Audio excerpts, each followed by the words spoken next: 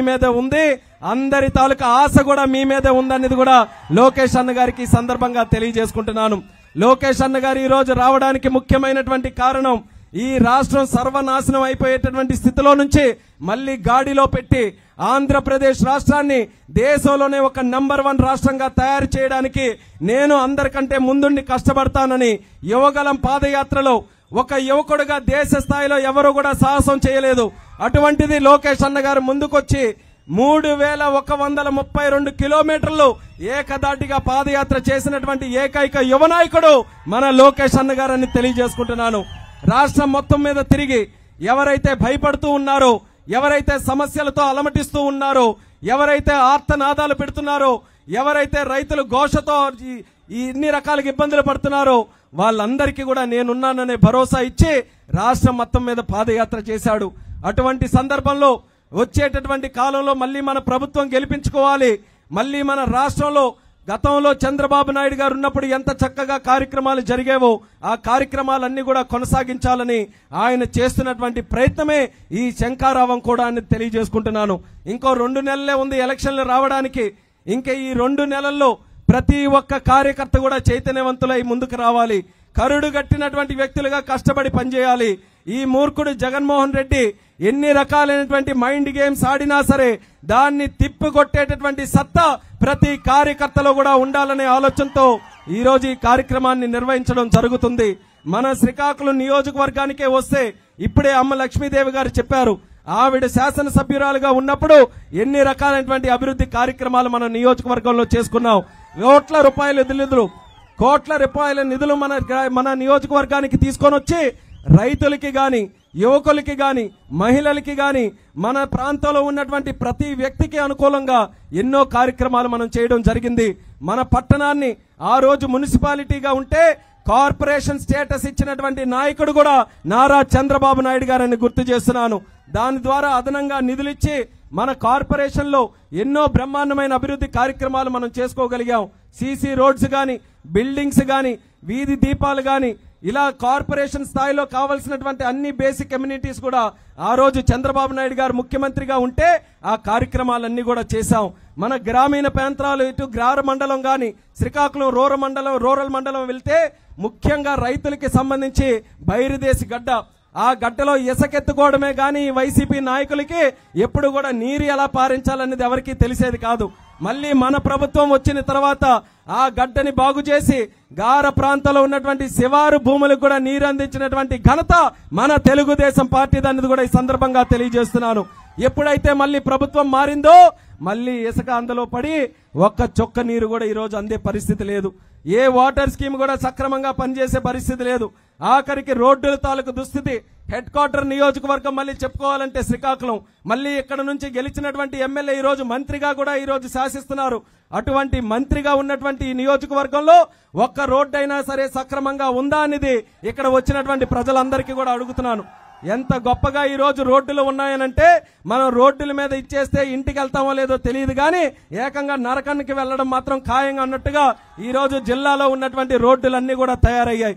అందులో ముఖ్యంగా మన శ్రీకాకుళం నుంచి ఆమ్దలవలస వెళ్లేటటువంటి రోడ్డు, దానికి పాలకండ రోడ్డు అంటాం కానీ అది డీటీ రోడ్డు. అది అంటే ధర్మాన తమ్మినేని రోడ్డు. వాళ్ళిద్దరే సమాధానం చెప్పాలా డీటీ రోడ్డు తాలూకు పరిస్థితి ఏంటండి.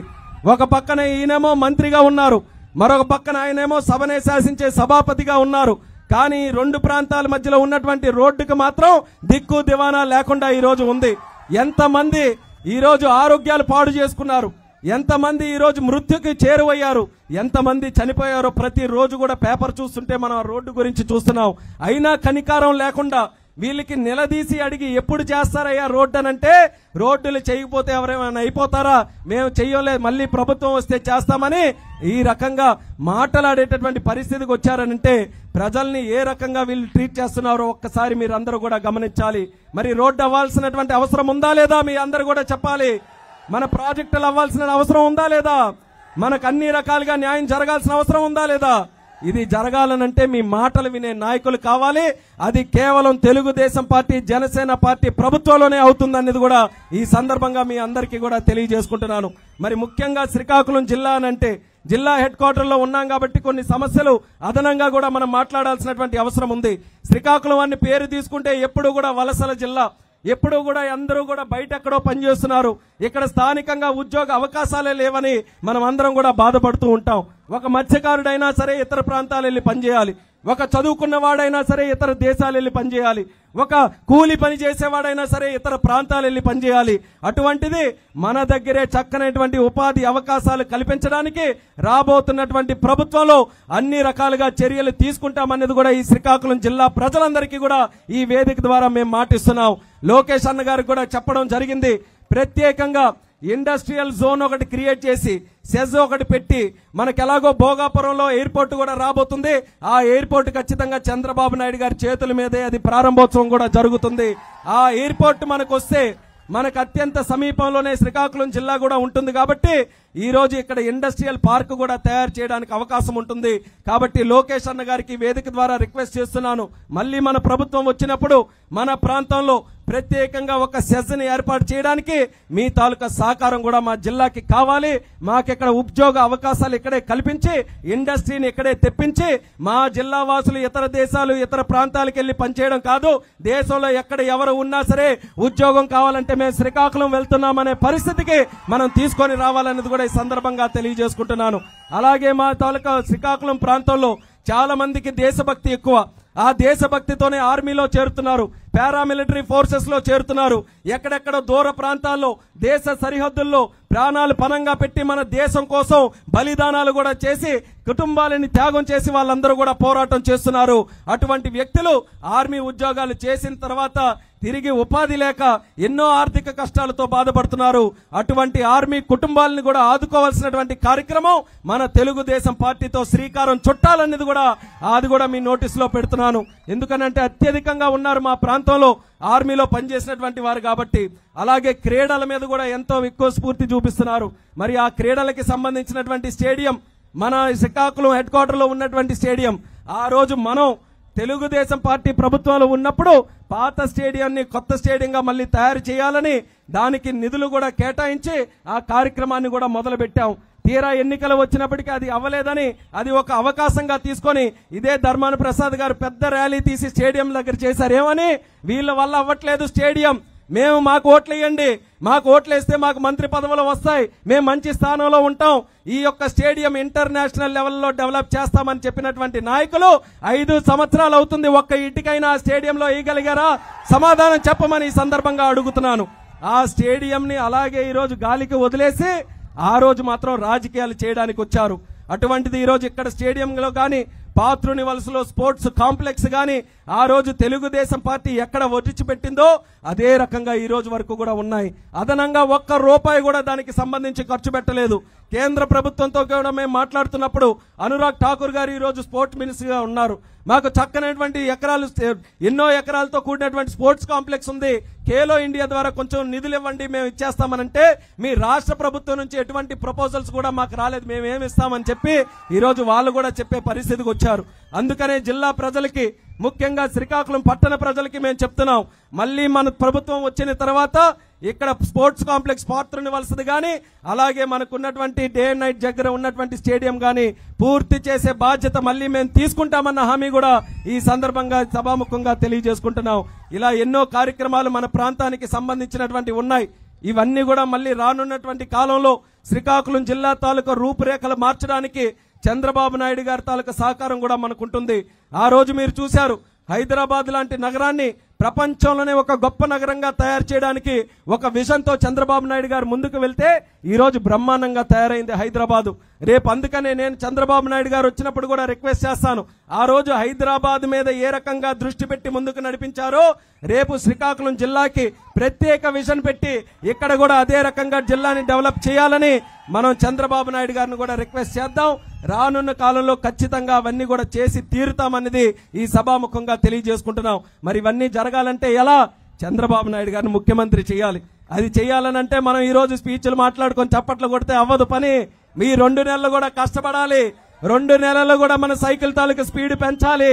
సైకిల్ తాలూకా పవర్ ఏంటో, పసుపు రంగు పవర్ ఏంటో, పసుపు కండువా కప్పుకున్నటువంటి కార్యకర్త తాలూకా సత్తా ఏంటో ఈ 2 నెలల్లో మనం గ్రామాలు ఇంటింటికి కూడా తిరిగి మనం సమాధానం చెప్పాల్సినటువంటి అవసరం ఉంది. అలాగే ఈ రోజు కేవలం పసుపే కాదు, మనకి గ్లాసు సోదరులు కూడా మనకి ఈ రోజు కలిసికట్టుగా ముందుకొస్తున్నారంటే జనసేనాని పవన్ కళ్యాణ్ గారు, ఆయన సైన్యం కూడా మనకి తోడు చేశారు. ఒక్క తెలుగుదేశం పార్టీని ఎదుర్కోవడానికే జగన్మోహన్ రెడ్డి ముప్పు తిప్పలు పడుతున్నాడు. ఇంకా పవన్ కళ్యాణ్ గారు ఎప్పుడైతే ఇద్దరం కూడా చేతులు కలిపి ముందుకు వస్తున్నామనంటే నిద్ర కూడా పట్టే పరిస్థితి లేదు. ఈ రోజు జగన్మోహన్ రెడ్డికి నిద్ర పట్టకుండా ఎక్కడికక్కడ ఏం పనులు చేస్తున్నాడు కూడా అర్థం కానటువంటి పనులు. ఏం పనులు చేస్తున్నాడు? ఇక్కడ ఉన్న ఎమ్మెల్యేకి ఇక్కడెక్కడో ఉన్న ఎమ్మెల్యేకి అక్కడ విశాఖపట్నం విసురుతున్నాడు, ఎక్కడెక్కడో ట్రాన్స్ఫర్లు చేస్తున్నాడు. ఏదో మాయలు జిమ్మిక్కులు చేస్తే అన్ని చక్కదిద్దుతాయని అనుకుంటున్నాడు. కానీ ఎన్ని బ్రహ్మ తపస్సు చేసినా, తలకిందుల తపస్సు చేసినా ప్రజలందరూ డిసైడ్ అయ్యారు ఏంటని, జగన్ పని అయిపోయింది, ఒక్క అవకాశం ఇచ్చాం, సరిపోయింది, మన చేతి నెత్తి మీద మనమే భస్మాసుర హస్తం పెట్టుకున్నాం, సర్వనాశనం అయిపోయాం, ఇంకొకసారి మరొకసారి ఆయన ఓటేసే ప్రసక్తి లేదని ప్రజలందరూ కూడా డిసైడ్ అయి ఉన్నారు. ఆ డిసైడ్ అయినటువంటి ప్రజల్ని బూత్ దగ్గరికి వెళ్లి ఓటు వేయించాలనంటే కార్యకర్తలుగా మనం కష్టపడి పనిచేయాలి. అది చేయడానికి ఇక్కడ ఉన్నటువంటి కార్యకర్తలు ఎవరైతే వచ్చారో వాళ్ళందరికీ కూడా మరొక్కసారి మీకు చైతన్యవంతం చేయడానికే లోకేష్ అన్న గారు వచ్చారు. మరి మీరు కూడా ఈ 2 నెలలు ఆయన చెప్పినటువంటి విధంగా కష్టపడి పనిచేసి ఆయన మీద ఉన్నటువంటి నమ్మకంతో కార్యకర్తలందరూ కూడా ధైర్యంగా ముందుకు రావాలని తెలియజేస్తున్నాను. ఆయన దగ్గర రెడ్ బుక్ ఉంది, మీ అందరికీ కూడా తెలుసు కదా. రేపు ప్రభుత్వంలోకి వచ్చిన తర్వాత ఎవడెవడ తాట తీయాలో అనే లెక్కలు అన్ని కూడా ఆయన దగ్గరికి ఉన్నాయి. కాకపోతే మన దగ్గర కూడా పనిచేసినటువంటి నాయకులు కార్యకర్తలు ఉన్నారు, వాళ్ళకు కూడా అనుమానం ఉంది. మళ్ళీ ప్రభుత్వం వచ్చిన తర్వాత పెద్ద పెద్ద శాలువాలు కప్పుకొని అందరూ కూడా వస్తారు కదా, అప్పుడు మేము కనబడతామో లేమో అన్న నమ్మకం ఈరోజు చాలా మంది కార్యకర్తల్లో కూడా ఉండొచ్చు. కానీ అందుకు వేరేగా ఒక గ్రీన్ బుక్ కూడా లోకేష్ అన్న గారి దగ్గర ఉంది. ఎవరు కష్టపడుతున్నారు, గ్రామాల్లో ఎవరు కష్టపడి పనిచేసి ప్రజల దగ్గరికి వెళ్తున్నారు, ఎవరు ఎంత ఓటింగ్ సంపాదించుకొని పార్టీని ముందుకు నడిపిస్తున్నారు అనేది ప్రతి లెక్క కూడా ఆయన దగ్గరకు ఉంది. కాబట్టి ఆ ధైర్యంతోనే కార్యకర్తలకు పనిచేయమంటున్నాం. ఎవరి కష్టం కూడా వృధా కానివ్వడు మన లోకేష్ అన్న. లోకేష్ అన్న భరోసాతో యువతరం కూడా ముందుకు వచ్చి కష్టపడి పనిచేయాలని మళ్ళీ మళ్ళీ మీ అందరికీ కూడా ఈ సందర్భంగా తెలియజేసుకుంటున్నాను. ఇక జగన్మోహన్ రెడ్డి ఇందాకే చెప్పాను పని అయిపోయిందని. మొన్ననే ఢిల్లీ వచ్చాడు, మీ అందరికీ తెలుసో లేదో. ఢిల్లీ తలదాచుకున్నట్టుగా పరిగెట్టుకుంటూ వచ్చాడు. చంద్రబాబు నాయుడు గారు ఒక రోజు వచ్చారు, అయ్యి బాబు ఏమైపోతుందా అని చెప్పి కంగారు మీద వచ్చాడు. కంగారు మీద వచ్చిన తర్వాత వాళ్ళకి ఎంతమంది ఎంపీలు ఉన్నారు? సుమారు 31 మంది ఎంపీలు ఉన్నారు లోక్సభ రాజ్యసభలో. మీ నాయకుడు జగన్మోహన్ రెడ్డి వచ్చాడయ్యా, ఎవరికో కలవడానికి వెళ్తున్నాడు, వెళ్ళంటే ఆడెనకెళ్తే మళ్ళీ మాకు ఉన్న ఓట్లు కూడా మాకు రావు, ఆయనతో మేము తిరగమని చెప్పి ఒక్క ఎంపీ కూడా వాళ్ళు వెనకెళ్లే పరిస్థితుల్లో లేరు. చంద్రబాబు నాయుడు గారు ఈ రోజు నడుస్తుంటే కేవలం తెలుగుదేశం పార్టీ వాళ్ళే కాదు, దేశంలో ఉన్నటువంటి ఇతర ఎంపీలు అందరూ కూడా ఆయన ఒక బ్రాండ్ కాబట్టి ఆయన దగ్గరికి వచ్చి పలకరించి ఎలా ఉన్నారయ్యా బాబు గారు అని చెప్పే పరిస్థితికి వస్తే, జగన్మోహన్ రెడ్డి వచ్చినప్పుడు సొంత ఎంపీలు కూడా తోక జాడించుకొని ఎక్కడికక్కడ పారిపోతున్నారనంటే ఎంపీలు సరిగ్గా లేరు, ఎమ్మెల్యేలు సరిగ్గా లేరు, వాళ్ళ నాయకులు సరిగ్గా లేరు, ఆఖరికి ప్రజలు కూడా రేపు వాళ్ళకి సహకరించరనే మాటని మనమందరం కూడా తేల్చి చెప్పే విధంగా ఎన్నికల్లో ఓట్లు వేయించాలని మళ్ళీ మళ్ళీ మీ అందరికీ కూడా తెలియజేస్తున్నాను. ఇప్పుడే చెప్పింది అమ్మ కూడా, రేపు మళ్ళీ వాళ్ళందరూ కూడా ప్రభుత్వంలోకి వస్తే జగన్మోహన్ రెడ్డి ఏ రకంగా మీ భూములు కాజేస్తాడని, లేకపోతే మీ భూముల మీద జగనన్న పేరుతో రాళ్ళేంటండి, లేకపోతే మీ భూముల మీద మీ తండ్రి పేరో మీ తాత పేరో మీ బాబుల పేరో మీ పేరో ఉన్నటువంటి భూముల మీద జగన్మోహన్ రెడ్డి ఫోటో వేసుకొని ఈ రోజు ఉంచడం అనంటే ఆయన మళ్ళీ ఇంకో స్టేట్మెంట్ కూడా ఇస్తున్నాడు, ఏమని, మీ బిడ్డనమ్మా నేనని. మీ బిడ్డనంటే మీరు మురిసిపోవద్దు, మీరేదో మీ బిడ్డనంటే ముఖ్యమంత్రి మా బిడ్డగా ఉన్నాడు, రోజు వస్తాడు మాకు సేవ చేస్తాడు అనుకోవద్దు. అన్ని పక్కా ప్లానింగ్ తో ఉన్నాడు జగన్మోహన్ రెడ్డి. ముందు రాళ్ళు వేయించాడు, తర్వాత ఫోటో వేయించాడు, తర్వాత మీ బిడ్డ అన్నాడు. రేపు మీ ఆస్తిలో వాటా కోసం ఖచ్చితంగా వస్తాడా జగన్మోహన్ రెడ్డి. గుర్తుపెట్టుకోవాలి మీరందరూ కూడా, దొంగ బుద్ధి ఎప్పుడు కూడా పోదు. ఇప్పటి వరకు 5 సంవత్సరాలు ఎన్నో రకాలుగా దొంగ బుద్ధి చూపించుకున్నాడు. 10 రూపాయలు మీకు ఇచ్చినట్టే ఇచ్చి 100 రూపాయలు మీ దగ్గర లాగేసుకున్నాడు. ఈ మందు తాలూకు విషయం తెలుసా అందరికీ కూడా? ముందున్న వాళ్ళకైతే చాలా బ్రహ్మాండంగా తెలుస్తుందేమో. అక్కడ లేడీస్ కూడా ఉన్నారు, వాళ్ళకి కూడా తెలుసు, ఎందుకంటే వాళ్ళకే ఇచ్చాడు ప్రత్యేకంగా హామీ జగన్మోహన్ రెడ్డి. ఒక్క చొక్క మందు లేకుండా ఆంధ్రప్రదేశ్ రాష్ట్రం చేస్తామని చెప్పిన వ్యక్తి ఈ రోజు మందు మీదే వ్యాపారం చేసి పాపం సొమ్ము ఈ రోజు సంపాదించుకుంటున్నాడు, ప్రజల జీవితాలతో ఆడుకుంటున్నాడు. 200 ఎంత ఉన్నాయి ఇప్పుడు చెప్పు? ఎంతో మరి వినబడట్లేదు కానీ 200 ఎంత ఉంటే 300 చేశాడని. 300 అనుకుందాలే, ఫోన్లే డిస్కౌంట్ మీద 300 చేశాడని అనుకున్నా. 200 200 ఉన్నటువంటి మందే అసలు దొరకకుండా చేస్తామన్న వ్యక్తి క్వార్టర్ మీద 100 రూపాయలు పెంచి రోజుకి మీ దగ్గరే 100 లాగేసుకుంటున్నాడు క్వార్టర్ మీద. అంటే నెలకి సుమారు 3,000 రూపాయలు, సంవత్సరానికి సుమారు 50,000 రూపాయల వరకు కూడా మీ దగ్గర లాగేసుకుంటున్నాడు. ఎన్ని చేయూతలు ఇస్తే, ఎన్ని ఆసరాలు ఇస్తే, ఎన్ని పెన్షన్లు ఇస్తే 50,000 మళ్ళీ మీ చేతికి రావాలి అంటే మీ దగ్గరే ఆయన లాక్కున్నటువంటి డబ్బు ఎక్కువ. ఇది తెలియకుండా చాలా రోజులు అది మీ మభ్య పెట్టడానికి ఎన్నో ప్రయత్నాలు చేశాడు. కానీ ఇప్పుడు అందరూ కూడా చైతన్యవంతంగా లెక్క చూసుకున్నారు. ఆయన తాలూకా లెక్క కూడా తేల్చడానికి ముందుకొచ్చారు. కాబట్టి వచ్చే ఎన్నికలే మనమందరం కూడా చైతన్యవంతంగా ముందుకు రావాలి. అటువంటి నాయకులకు బుద్ధి చెప్పడం అనంటే కేవలం జగన్మోహన్ రెడ్డికే బుద్ధి చెప్పడం కాదు. ఆంధ్ర వాళ్ళంటే అలుసుగా అయిపోయాం అందరికీ. పక్క రాష్ట్రాల్లో ఉన్న వాళ్ళు కూడా అందరూ నవ్వడమే మన మీద. ఒరే మీ రాజధాని కూడా లేదురా, ఎలాంటి వాళ్ళురా మీరు ఎన్నుకున్నారని. లేకపోతే మీ తాలూకా నాయకులు చూడండిరా ఇష్టం వచ్చినట్టు బూతులు మాట్లాడటమే కానీ ఒక్కడు కూడా డెవలప్మెంట్ మాట్లాడని చెప్పి పక్క రాష్ట్రాల వాళ్ళందరూ కూడా మనకు నవ్వుతున్నారు. కాబట్టి భవిష్యత్తులో జగన్మోహన్ రెడ్డి లాంటి నాయకులు ఎవరైనా రాజకీయాల్లోకి అడుగు పెట్టాలనంటే ఆంధ్రప్రదేశ్లో అడుగు పెడితే కాళ్ళు నరికేస్తారన్నటువంటి విధంగా వచ్చే ఎన్నికల్లో మనం గట్టిగా బుద్ధి చెప్పేటటువంటి విధంగా ఆ పార్టీకి మనం అందరం కూడా ఓడించి గుణపాఠం చెప్పాలని కూడా ఈ సందర్భంగా తెలియజేసుకుంటున్నాను. దానికి అందరూ కూడా సహకరించండి. మరి పెద్దలు చెప్పినట్టుగా జనసేన అలాగే తెలుగుదేశం పార్టీ ఈ రెండు కూడా ఒక బండికి 2 టైర్లు లాగా ఈరోజు పనిచేయాలి. ఒక మనిషికి ఉండే 2 కళ్ళు లాగా ఇవి పనిచేయాలి. ఆ రకంగా అందరం కూడా కలిసికట్టుగా పనిచేసి మన నాయకులు ఏదైతే ఒక లక్ష్యాన్ని ఎంచుకున్నారో మన ప్రభుత్వాన్ని ఏర్పాటు చేయాలని, అది చేయించడానికి ఎక్కడ ఎటువంటి ఇబ్బందులు లేకుండా అందరం కూడా కలిసికట్టుగా పనిచేయాలని మళ్ళీ మీ అందరికీ కూడా తెలియజేసుకుంటున్నాను. చాలా విషయాలు ఉన్నాయి. ఇప్పుడు ఎలా అయిపోయిందనంటే గతంలోనే స్టేజ్ ఎక్కిన వాళ్ళు 10 విషయాలు చెప్తే మీకు తెలుస్తుంది. ఇప్పుడు అంతా కూడా రివర్స్ అయ్యింది. మీరు 10 విషయాలు చెప్తే దాని మీద మేము మాట్లాడే పరిస్థితికి వచ్చాం. ఎందుకని ప్రపంచం అంతా మీ చేతుల్లో ఉంది, ఫోనుల్లో. ఇప్పుడు నాకైనా సరిగ్గా ఇన్ఫర్మేషన్ తెలుస్తుందో లేదో కానీ దేశం అంతా కూడా ఎక్కడేమవుతుంది, మన గారులో ఇప్పుడు ఏమవుతుంది, రూరల్లో ఏమవుతుంది, ఇచ్చాపురంలో ఏమవుతుంది, అందరికీ కూడా అన్ని విషయాలు కూడా తెలుస్తున్నాయి. అందరికీ ఆలోచన శక్తి పెరిగింది. కానీ ముఖ్యంగా పని కావాలి. కాబట్టి ఆ పని చేసే సమయం వచ్చినప్పుడు మాత్రం ధైర్యంగా మీరందరూ నిలబడి తెలుగుదేశం జనసేన పార్టీ కూటమిని గెలిపించాలని మళ్ళీ మీ అందరికీ కూడా తెలియజేసుకుంటున్నాను. ఇక మనకంటే అందరికంటే పెద్దగా ఉన్నటువంటి మన లోకేష్ అన్న గారు కూడా మాట్లాడాలి. కాబట్టి ఇంతటితో విరామిస్తూ మరొకసారి శ్రీకాకుళం నియోజకవర్గ ప్రజలు చాలా ఉత్సాహంగా ఉన్నారు. మీరందరూ కూడా వాళ్ళలో ఈ రోజు నుంచి భయం మొదలవుతుంది. ఎవరైనా సరే వాళ్ళే డిసైడ్ చేసుకోవాలి.